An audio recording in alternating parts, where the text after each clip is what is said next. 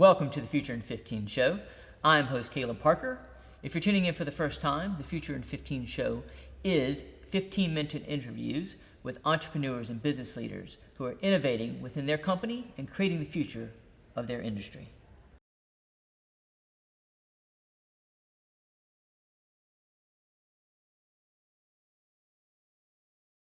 Welcome to the Future in 15 show. I'm host Caleb Parker, and we're here today at Chando's house, our host today, and Michael Begley from Vineyard Directory is our guest. Michael, welcome. Thank you very much. Thank you for being here. Great. Can you give us an overview about Vineyard Directory? What do you do? Well, Vineyard Directory, as the name suggests, really is a directory of venues, and that's where we started just over 25 years ago. And that's our core fundamental process, really, is the venue data. But we really see ourselves as the custodians of data more than anything, and really what we can do with it. Since I joined 9 years ago, the company's evolved, and we now provide various software applications which allow people to search, select, and book those venues. And we kind of see ourselves really as the conduit between the booker and the venue, and trying to enable that process as cleanly, smoothly, as efficiently as possible, so both parties gain the most from it. Very good. So today's episode, we're talking about small meetings, and we've talked about the demand, the increase in demand for small meetings. Can you touch on that a little bit?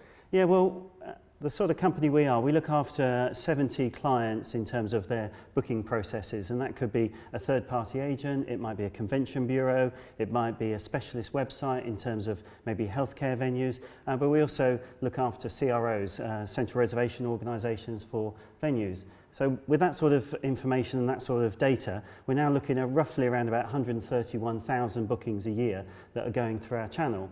And we started to analyse this data towards the end of 2015 in preparation for some work that the HBA were doing.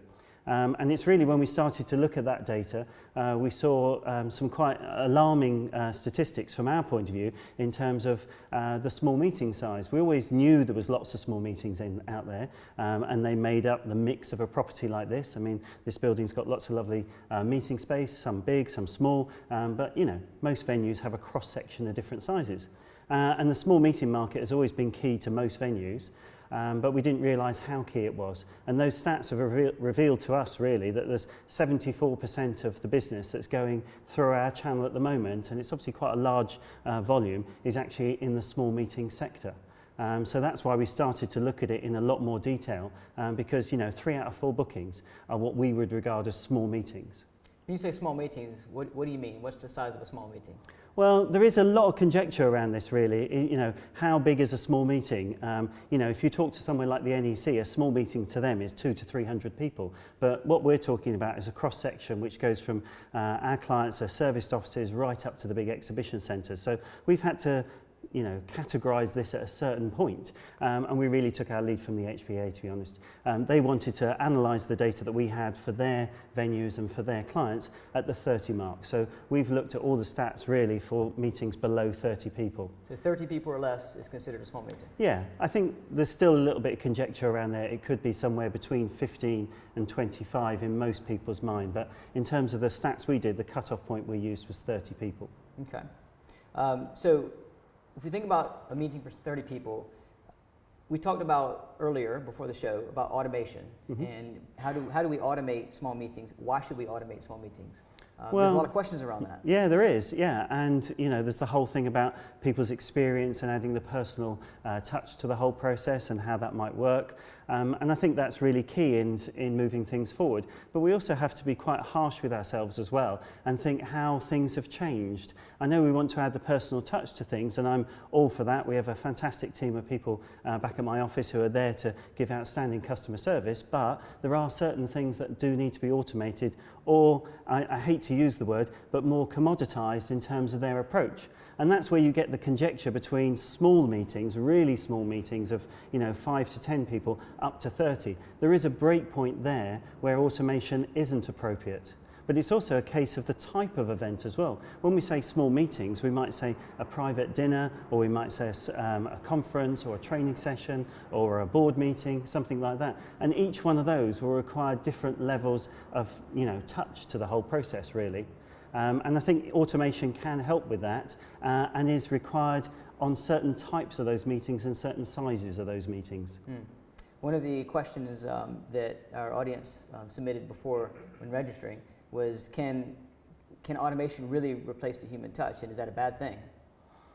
I think in some certain circumstances it certainly can't, because if you've got a very high profile meeting and you need a lot of detail behind it and there's a lot of importance and a lot of information that's required behind it, that is going to require a personal touch. But when you sort of get down to the sort of 10, 15 delegates and it is just a few hours meeting or half a day or even a whole day, and the people just really want to arrive at their meeting space and have it ready for them, get on with their meeting and get out of there as quickly as possible, then automation can help with that. And it's not great when you sit in a venue like this, which is so beautiful and fantastic decor and huge amount of history attached to it, to feel like you're going to commoditize a meeting space, because nobody wants to do that. They really want to personalize it. But on certain circumstances, honestly, that's what the buyer wants. They just want to arrive, have their meeting and depart again. Well, I mean, it's a good segue. If you think about the last 20 plus years, bedrooms have been automated. You can go online and book a bedroom easy. It's what people expect. Why do you think in our sectors there's been so much resistance to that? I don't think there's been resistance. I think it's just a matter of change. I remember when Booking.com was launched, and hotels had swathes of people answering telephones and switchboards with call answering centres within the hotel to answer all those phone calls. And I used to run an agency in those days. In those days, we would phone every hotel to get the best rate possible, to find out all the detail that we needed, and we'd be on the phone getting all this information. And it was a highly touched process to get a reservation for one night. Your only hope when you were running an agency was that it was maybe 2 or 3 rooms, or they were going to stay 3 or 4 nights, and the value of the booking increased. But if it was one person for one night, you put so much effort into that to get the revenue for just one person.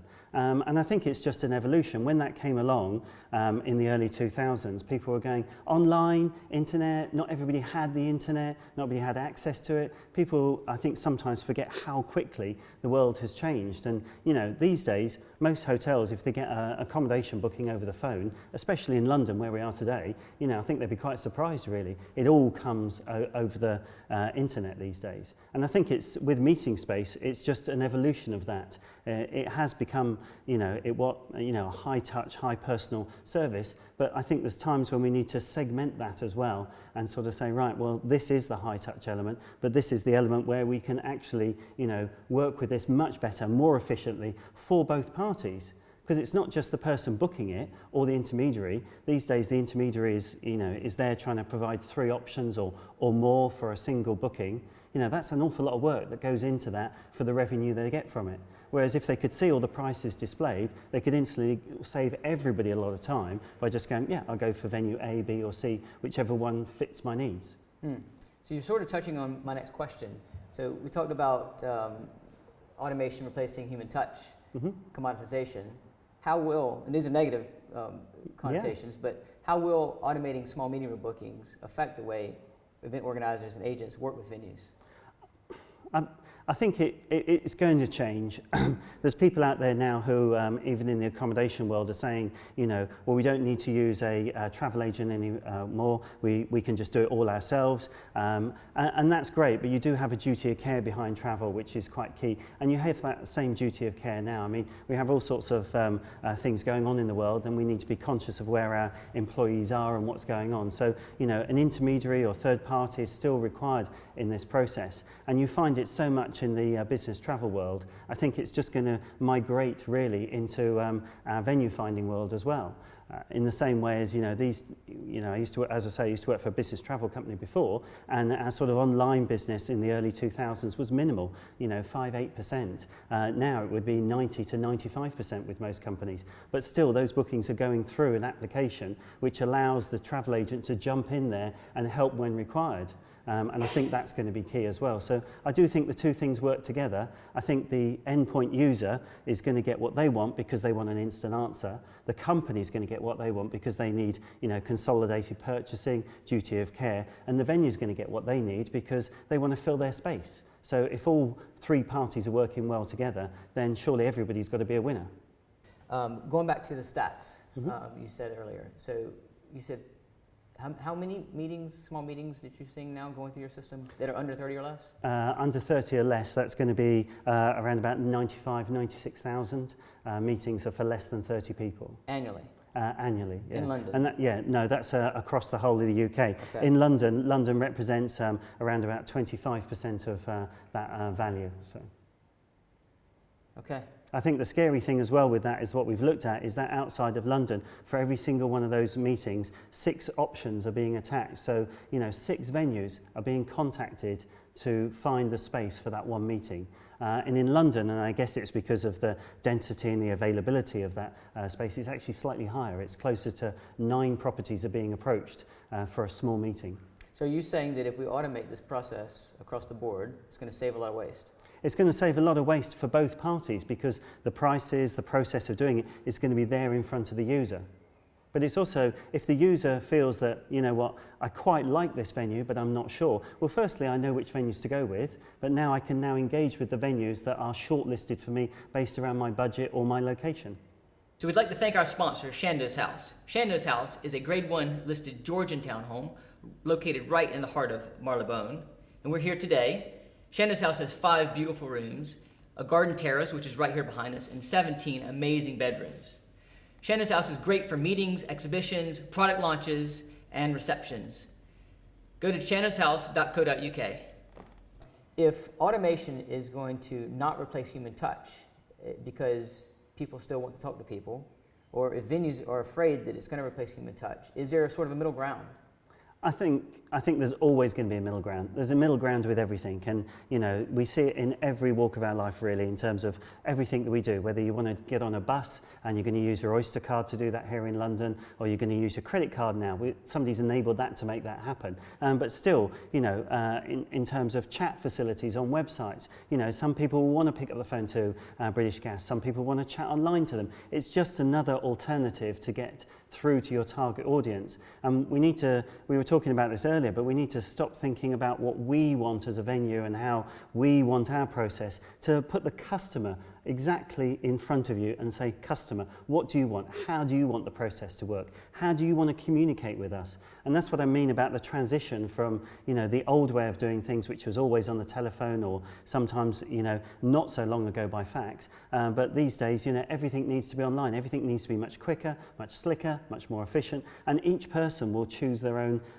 route to that. And we see this in our own application. Our own application allows you to either do the whole process online, never speak to anybody if you don't want to, or you can simply pick up the phone, but everything is recorded within the booking. So you can see everything that happens together. So it is a case of bringing those two parts together, really. So there's been a lot of investment pouring into online marketplaces lately around the small meeting sector. Can you tell me what's the difference between what Venue Directory offers and these online marketplaces that are popping up everywhere? I think from our perspective, we see it very clearly. There's 2 elements to this. There's the online marketplaces, as you call them, which we see more as the customer-facing viewpoint to this, really. And it's what the customer wants to engage with. And I can't sort of emphasize that enough, really. And if that's what the customer wants to engage with, that's great. And there's a variety of different platforms out there, and they all do really well because different people engage with different things. I mean, we don't all have iPhones. Some of us have Samsungs, iPhones, and all sorts of different makes. And this is exactly the same with the whole online marketplace. Some people are going to favour one process and other people are going to favour another. In terms of what we do, we try to support those platforms, and we do work with a couple of them already, by providing them the data. Because what we're really good at is using the venue data and maximising that venue data, getting the best value for that venue for it with the customer. Well, it's similar to what happened 25 years ago on the bedroom side, and many, many years ago in airlines. There was sort of a backbone, a GDS, a global distribution system that connected to all these front-end facing systems. Is that what sort of you're going towards, or do we need a global distribution system in this sector for small meetings? I think it's exactly what's going to happen before. So the global distribution systems, as you call them, they were set up by 4 major airlines. That's how they started. They had a grip on the whole industry. You had to do everything through that process. But that is all disseminated now, and those GDSs are struggling in the marketplace because not everybody wants to use them. There's a high cost value to those GDSs, and the providers, the car hire companies, the airlines, the hotels are saying, we don't want to pay that cost. We can connect directly with our audience. We don't need you. And that's what's happening with people like Hilton Direct and Marriott and people like these who are trying to get more and more business direct. But then you also have the intermediary saying, yeah, it's great that you want to go direct, but hello, I'm hotels.com, I'm booking.com, I'm Last Minute, I'm Trivago. I'm going to go out there and I'm going to give the customer what they need, which is availability on their mobile device while they're sitting on the train or the bus or whatever. I'm going to allow them to book online and make it happen. So those are the new GDSs, those hotels.com and the Last Minute and booking.com, they are the new GDS. That's how people distribute their data, their content out to the customer. And that's what's going to happen with all this competition. And from our perspective, we work with those people, but we're also in competition. And as I said earlier, competition is a great thing because it just makes us get better and better and better at what we do. It makes us up our game. We wake up in the morning and think, right, how can I get better at this? How can I make it better for everybody else? Well, there's the online marketplaces, but there's also the agents as well. Mm-hmm. And so effectively the online marketplaces are looking to capture market share from the agents, but that's more of a B2C play where the agents are B2B. Are you supporting both the online marketplaces and the agents? I think when it comes to meeting, I think you make a good point in terms of B2B and B2C, but they are very different markets. I mean, we focus very much on the B2B market. That's our core business really is that's what we work with, and those people are in that space. That's what we will support with. But they are competing with the agent, but it is important for the agent to keep up to speed with that technology as well. We're all moving forward, we're all getting better at what we do, and our job is to provide those agents, which we do, with the technology to bring their new customers, these millennials they talk about, online and using the applications online rather than just by telephone or face-to-face. So Michael, what is your vision for the future of small meetings? I think from what I see at the moment, it is still a slow process, and I wish we could speed it up. I'm a terribly impatient person when it comes to that, and I'm doing my best to try and move the whole process forward. I think we've got to add efficiencies to it. I don't think there's any venue that for a small meeting wants to be part of 1 or 5 different venues that are being put forward to that. They're putting all that work and all that energy into it, and they've got a 1 in 5, a 20% chance of actually winning the business. No venue really wants that, and a customer doesn't really want to wait any longer. They just want the answers to their questions. And you talked about earlier about human interaction in terms of where does that fit in. Well, that's going to fit in as part of that process. I found the meeting space that I want, but now I need to work with somebody to make the event successful, or the event that I'm holding there.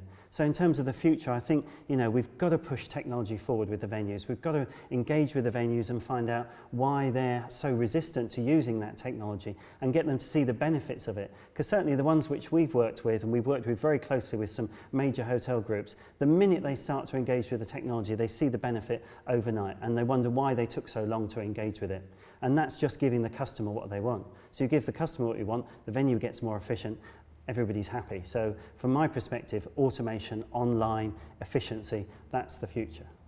And that's what the customer wants. Exactly. Well, all right, so how do we find you online? Twitter? Yeah, online, venuedirectory.com. It's as simple as that, really. Okay. Thank you for coming on the show. Thanks a lot.